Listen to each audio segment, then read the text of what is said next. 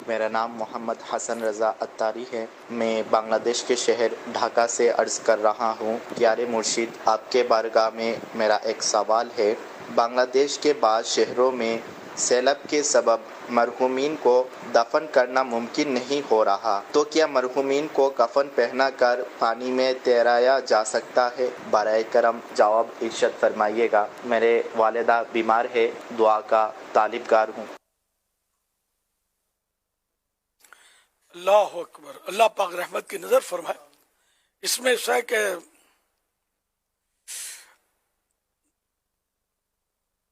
تدفین جو ہے نا، مسلمان کو دفن کرنا یہ فرض کفایہ ہے۔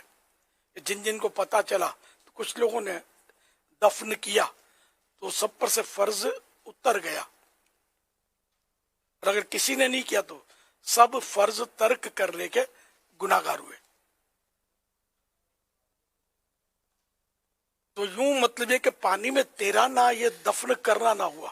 آپ بولو سمندر، تو سمندر کے تعلق سے عرض یہ کہ سمندر میں بھی اس صورت میں میت کو ڈالنے کی اجازت ہے جبکہ کنارہ بہت دور ہو، کہ کئی دن کا جب مثلا سفر ہے اور پہنچتے پہنچتے میت خراب ہو جائے گی، ایسی مجبوری کی صورت میں میت کو سمندر کے سپرد کیا جاتا ہے۔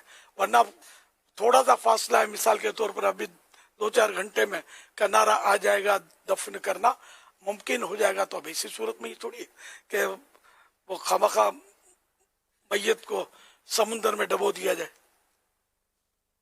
تو یوں اس کے لیے بھی یہی ہوگا کہ کنارہ تلاش کرنا ہوگا۔ تو یہ یہاں گھر ہوتے ہیں، محلے ہوتے ہیں، اونچی جگہ ہوتی ہیں، بعض اوقات پہاڑ ہوتے ہیں، تودے ہوتے ہیں، ٹیلے وغیرہ، تو جب تک ممکن ہو نا اس وقت تک یہ دفن ہی کرنا ہے، اس کو پانی میں نہیں چھوڑنا ہے۔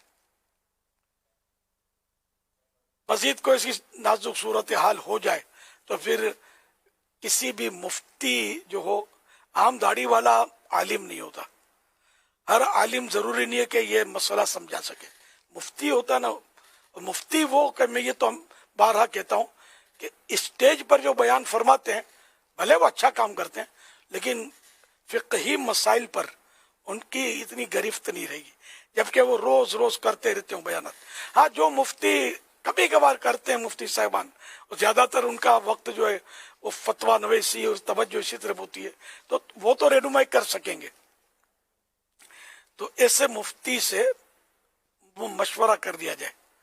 اب تو دارالعلوم اہل سنت بھی ہماری رہنمائی کے لیے موجود ہے کہ فون نمبر تو ہر ایک کو محفوظ رکھنے چاہیے، تاکہ ایسی ضرورت کے موقع پر فون کر کے رہنمائی حاصل کر لی جائے۔ واللہ تعالی اعلم ورسولہ اعلم، عز و جل و صلی اللہ تعالی علیہ وآلہ وسلم۔ صلو علی الحبیب صلی صلی اللہ اللہ علیہ علی محمد۔